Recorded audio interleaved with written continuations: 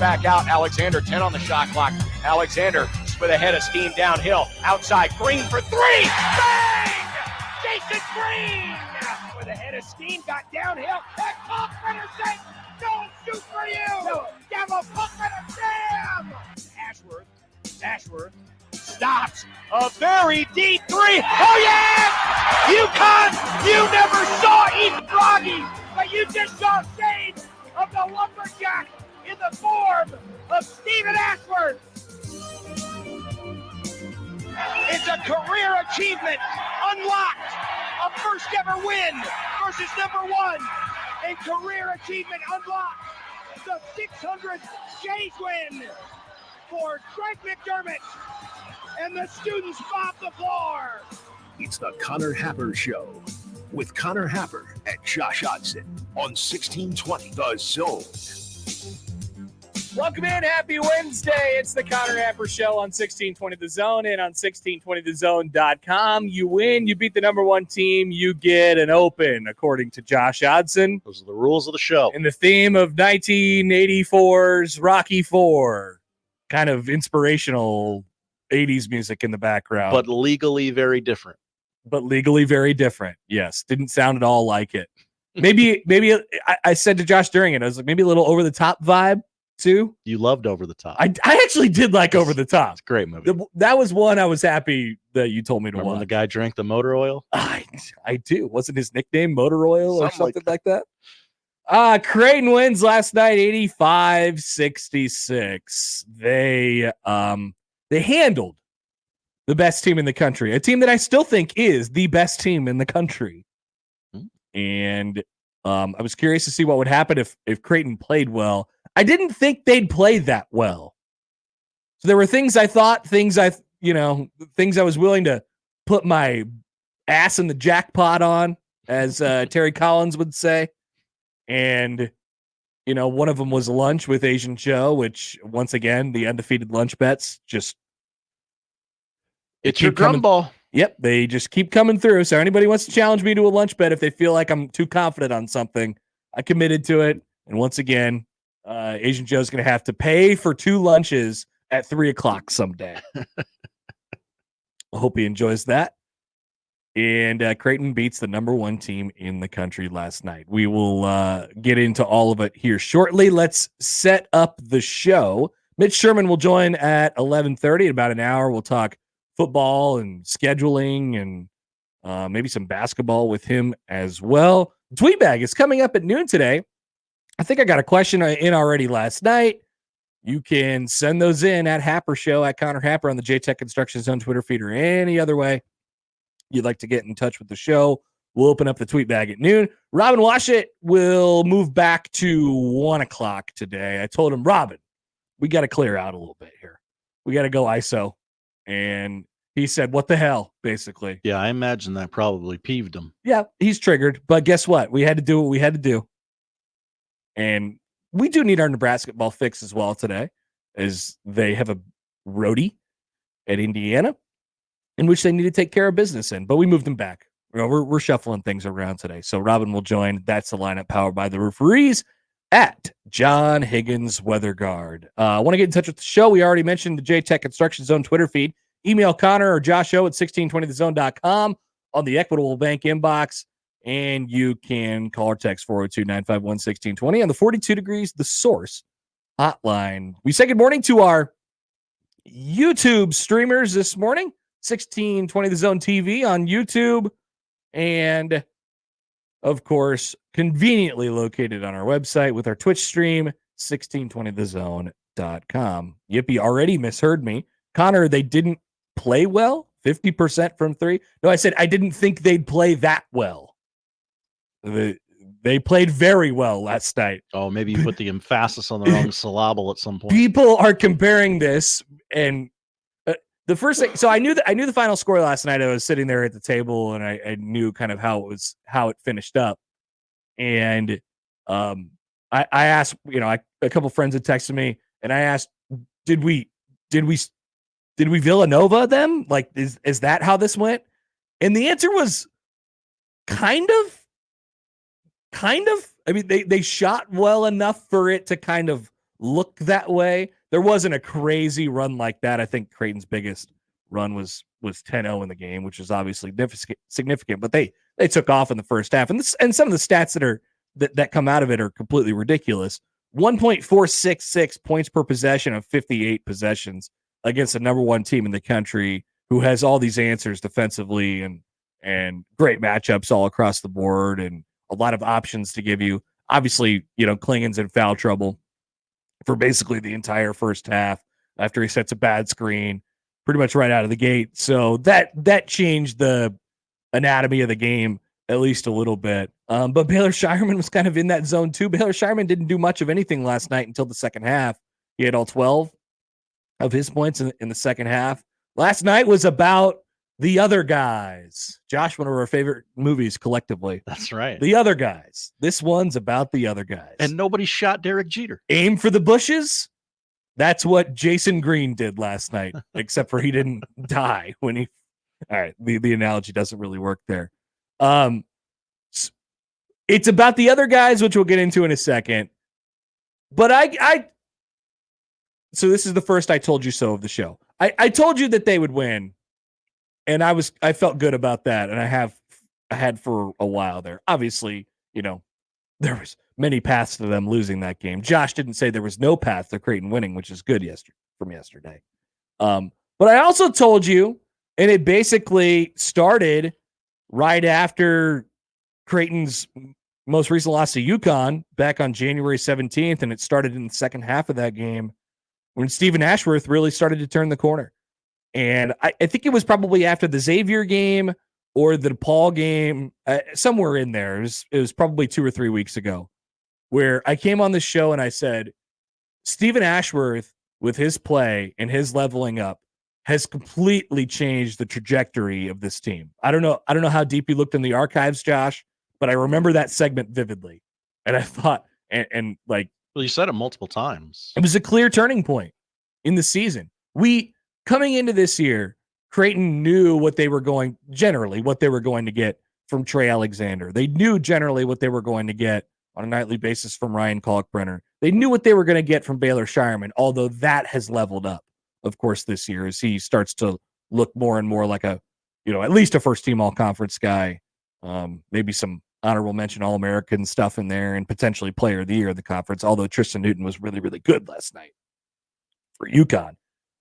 And we knew that the other spot, the spot that was left unoccupied by Arthur Kaluma from last year, was going to have to take a committee, whether it was Mason Miller or Isaac Trout or Jason Green. They're going to have to figure that out, and Green got hurt.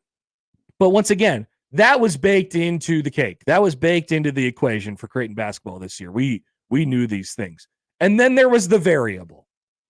The variable was Ashworth.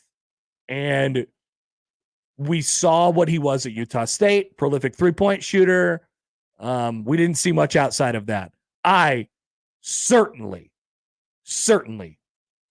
did not see his ability to put it together on both ends of the floor as he has, where at the beginning of the year, they had to take him off in a variety of different ways because they just, for what he wasn't giving them on offense, he wasn't giving them even more on the defensive side, if that makes any sense, right? They had to take him off the floor. It's like, we can't have you out there. So we got to go with Farabello, and, maybe we'll lose some offensive ceiling in that, but we got to have a guy who can lock somebody down.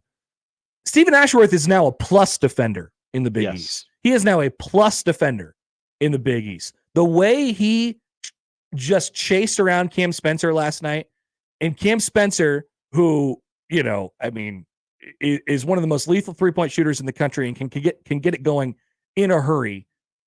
He only shot 2 3-pointers last night. It's not about how many you make and how many you miss. It's about how many you shoot. He had 6 points on 8 shots and no threes last night. And that was sort of the plan the last time, and it wasn't executed as well. After you started to get the defense, the defense started to come along, and there was a mindset change, and He obviously knew what he had to sacrifice and what he had to do on the defensive end. Then we just had to wait. We had to wait for the offense to come. And I also told you weeks ago, I'm telling you it's coming. There's going to be a big Ashworth game. And now we've seen 3 or 4 of them in the last couple of weeks, but none bigger than last night. Stepping back, knocking into 30-footer like it was nothing. John Bishop referred to him as the beardless Ethan Rogge, which is amazing. And he was playing with a real heavy heart last night. Yep. Saw that in the post game. That's just incredible fortitude. He had 16 in the first half on 4 made threes. The ones that he missed just were, rimmed straight out. And so that's their ceiling, right? If you take all of the things that we know, which I just mentioned with Trey and Baylor, and obviously, like I said, Baylor's been a bit of a variable this year too, because I think he's gone up a couple levels. But Kalkbrenner and the bench pieces, if you take that and that's already there, and the variable was Stephen Ashworth and then Baylor Shireman. But let's talk about Steve. And the variable was Stephen Ashworth. This is what his offensive supernova game last night happened. On top of him shutting down one of the most dangerous three-point shooters in the country. It starts there, obviously, for Creighton. So if you want to talk about ceiling, and we'll do it later on, how good is this team? Where can they go? That's a really good image. That's a really good picture. And I don't feel like it's that unrepeatable. I don't feel like it was. That's why I stray away a little bit from calling it the Villanova game of 2014. It's not like they went on a 27-2 run and just ran about the gym and it was over. They had to grind for it a little bit. UConn got it back down to 10 and they made some plays. And then Creighton said, no, we are embarrassing you tonight. Get back. Obviously they burned them in the first half, but I don't think that that's outside of their capability, right? I don't think that was Rutgers coming to town and making 7 of 12 threes or something. I don't think that was Butler coming in, who's a good offensive team. I don't think that was Butler scoring 99 and having 2 points of possession for the entire. I don't think that was that, So, that's their ceiling. That's the best they've played this year, and they did it against the number 1 team in the country with their personnel, and that stuff can't be ignored. And that's the catalyst. Stephen Ashworth is the catalyst, and because he's the variable. I told you. I love Baylor Shireman not forcing it. Yeah. Hey, I'm just they're not falling for me, so I'm gonna facilitate. I'm gonna be the glue guy who dives on the floor and gets the rebounds. I'll find a place. Ryan Kalkbrenner was really good on defense. But is he good, Connor?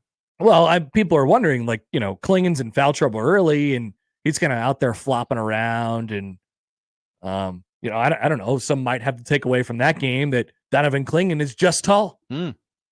Interesting take. And you don't see Ryan Kalkbrenner getting into foul trouble at all.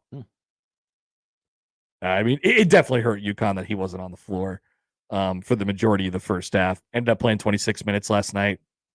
Was pretty good. But Kalkbrenner as a shot blocker last night, I mean, just erased some stuff. Obviously changed some stuff.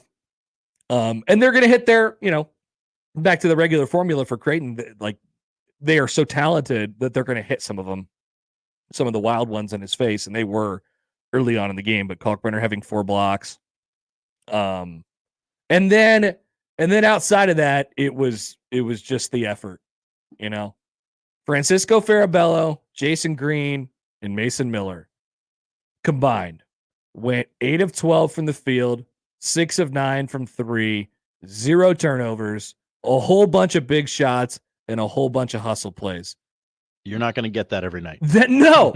I was sitting there in practice with Jacob and Matt the other day, and Mason had a tough moment in practice where, I don't know, he might have just been zoned out. They do a drill where they try to get out in transition, and they all get up in a line at the free throw line, and they they toss it off the backboard to the next guy. And then when Mac blows the whistle, they got to go and they got to sprint out in transition. And Mac kept blowing the whistle so that Mason would lead the break. And Mason just, I mean, I don't know where his head was, but he didn't do it correctly. He got out of the drill too fast. He was just going to get the ball next in line. He tossed it off the backboard and then kind of went to the back of the line again. And it happened 3 times in a row to the point where Mac is just standing there like, Mason, like, have you done this drill before? What are we doing? And at that point I turned over to Jacob and the trend has been for them, if they have these kind of gaff moments in practice and weird moments in practice, they'll end up playing really well. And I turned to Jacob and I said, he's going to make 3 of 3 tomorrow. You could ask him, and we'll ask him on the show tomorrow. Mason went 2 of 3 from 3 last night. 1 at the top of the key and then 1 in the corner. The one at the top was a huge shot, and they were just going to keep him in there for a spurt, and then they had to kind of keep him in there. Couple hustle plays for him. Francisco Farabello, who was in the game, and he had some kind of funky, weird lineups and rotations last night with the foul trouble and guys not going and trying to match stuff. And Farabello hitting those 2 threes in back-to-back possessions to make it, I think it gave Creighton its first lead. It was like 19-18, and then it retied the game in the low 20s. Those were huge. Those were huge shots. Those were shots that felt like kind of broke the dam a little bit for Creighton. We're here, the crowd's in it, and we're going to make 3s tonight because this is who we are, right?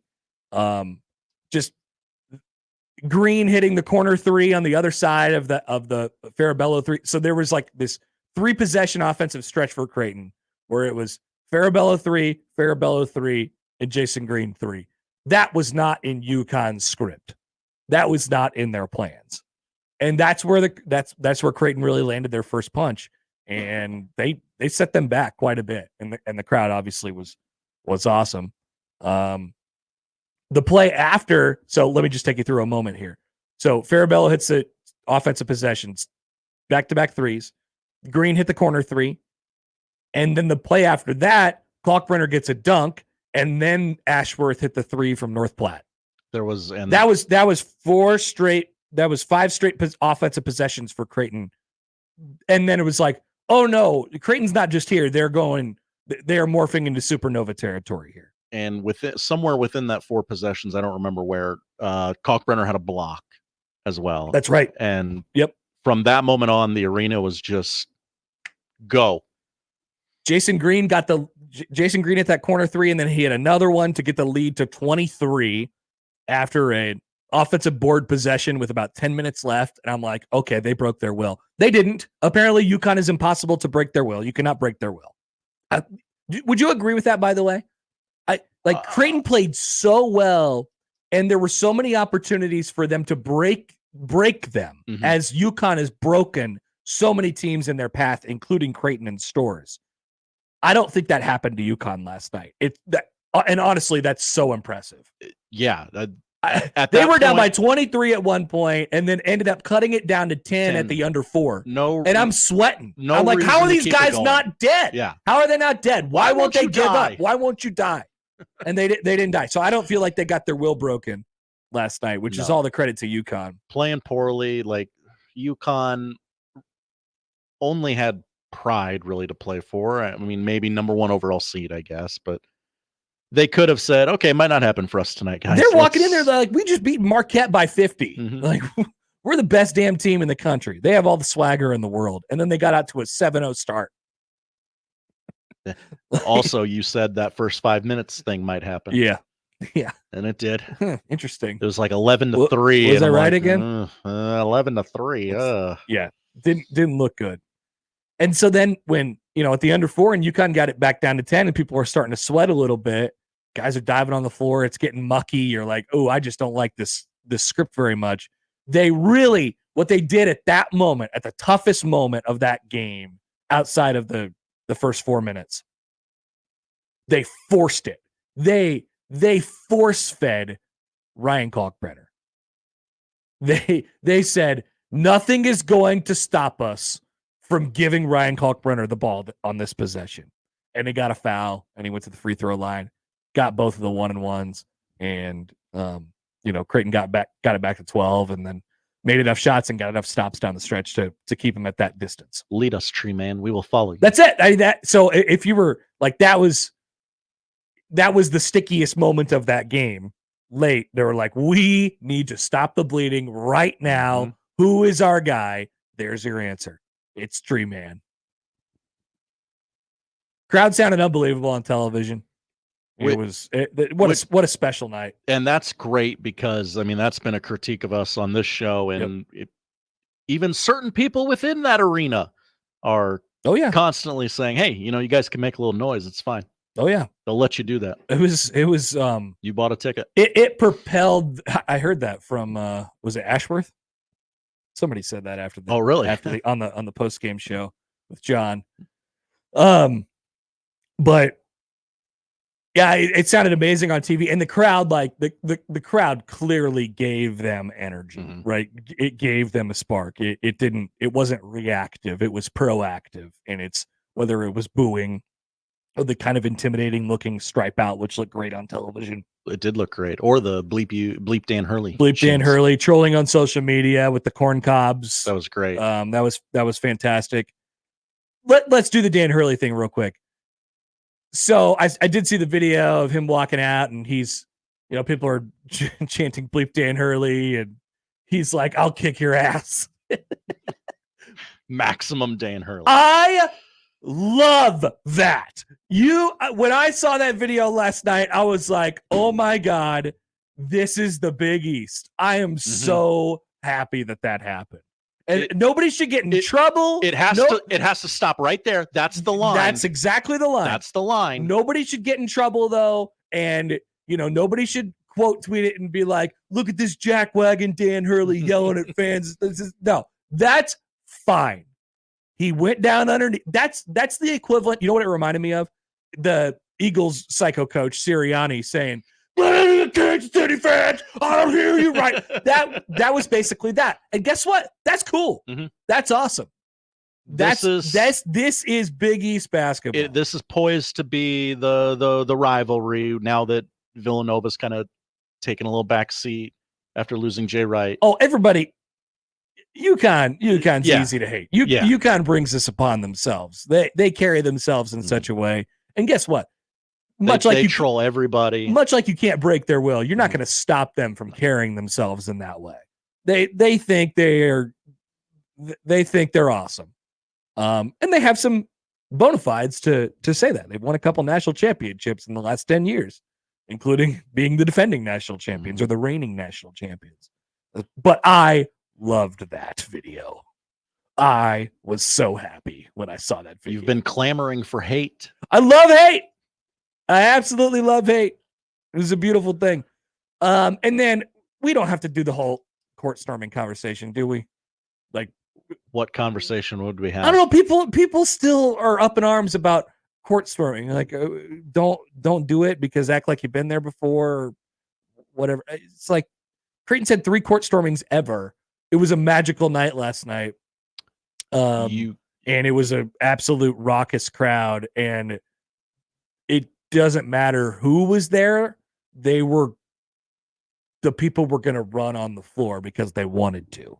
It was a rabid reaction. Make the case that you don't have to act like you've been there before when you've quite literally never been there before.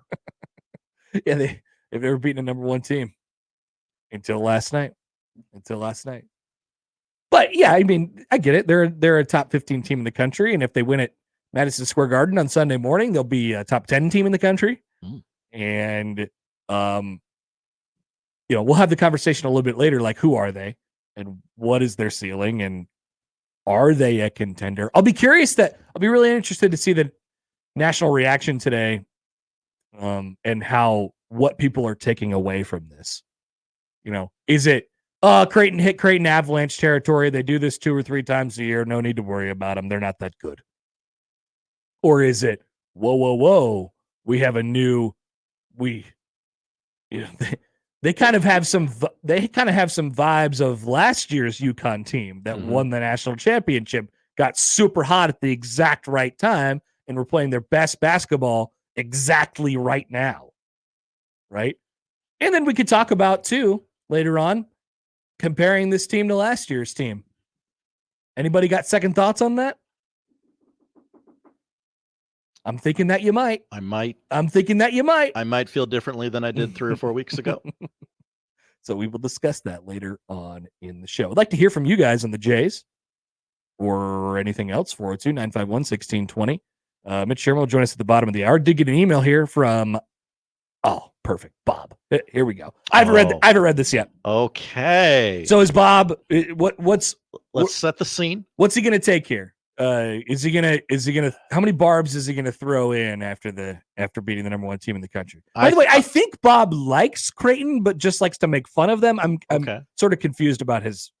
I'm gonna say he's gonna say something to the effect of 50% from 3.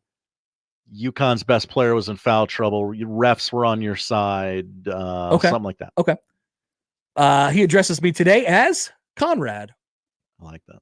Congrats on the win last night. Classy. That had to be a fun one to watch. You called that win. And doesn't it feel better to enjoy a win and watch those highlights than try and come up with a litany of excuses for a loss? Really big win to get this season. Maybe that is the type of win that takes the team, that makes the team come together and really spin it into something in March. Huge win for Mac and the program overall. Really, really nice performance. Going to be a great finish, Bob. Wow. Not much in there. I apologize to Bob for thinking he would not much deflect. In there. No, I apologize. By the way, for the bracket freaks, yeah. Dr. Brackets, Joey Brackets, Joe Lenardi put out his top 16 again this morning. He does that every day. They are up to the 3 line after last night. Personally, I think it's going to be tough to maintain that. But if you beat UConn and not Seton Hall, Marquette, those are going to, that was kind of the hole in Creighton's resume, right? Mm-hmm. So I think it'll be hard, really, really hard, obviously, to get to a 2, just with the amount of losses that they have. And I think pretty difficult to maintain a 3. But, I mean, I don't care. Like, I think they are one of the best 15 teams in the country. I would agree with that. I think they have a chance to win or to go to the Final Four. I kind of like them being a 4 because there's not a very scary 1 seed out there right now. This is what I was trying to say the other day. There's not a team in the country who you can match them up right now with, and I'd be like, yeah, I just don't see a path there. You know? Now maybe Zach Edey can negate Kalkbrenner. Tree Man. Yeah. Groot. Yeah, maybe a little bit, but I kind of like Creighton's other personnel in that. Mm-hmm. Yeah. Pedro. Hi, Pedro. Hi, guys. I was wrong. Oh. The court storming was great. The players and coaches had a great time. Plus, the chai was electric. Loudest crowd I've ever heard in person. I have had season tickets since they moved from the Civic. What a night. Thanks, Pedro. It was nice to see Mac sort of exhale after that game. He did some good hard Tiger fist bumps. Yeah, and just at the end of the press conference, Rob says, "All right, guys, we're going to wrap it up here." And Mac's like, "No, I'll talk about this all night. I don't care." Rob got his highlight tape tweeted out by Fox Sports last night, which is nice. I think he spent a lot of this. The coaching staff and him during games have spent a lot of this year, doing this and flopping their arms up and down, trying to entice the crowd to get going. And he didn't need to do that last night. And so when you got to those big moments, those explosive Creighton Avalanche moments, it was just like a release, right? It was just this kind of, whoa, it all came together. It all came together on this one night. The hard work paid off. One text from the 402. Hi, 402. Not only was it a warranted court storm, it was one of the best I've ever seen. Ooh. It was a good court storm, too. I agree. It was fast. It was complete. Safe. 8.5 out of 10. Ooh. It is the 4th largest win over the AP number 1 team in the last 20 years. Wow. So yeah, And- you might want to celebrate that. By the way, UConn still without a road win against a top 25 team in 10 years. But they got 2 natties since then. They got 2 natties. That every time I hear it, I just go, "That's not possible. It's not possible." And they've still never beaten Creighton in Omaha. All right. Any thoughts on that? We'll take them here on the other side. Other stuff to talk about today, of course, as well. Like I said, we'll jump back into Creighton as we go on throughout the show. They're at St. John's on Sunday morning, little morning coffee with John Bishop from Madison Square Garden. Just sad he can't do a show from the Garden. I like that they have a pretty significant gap in between those 2 games. Just we got to flush that. All right, enjoy it for a day, flush it. You ain't bleep anymore. Like, yep, got 4 more. Back with more next on the Connor Happer Show on 1620 The Zone. Now live on Twitch, YouTube, and 1620thezone.com.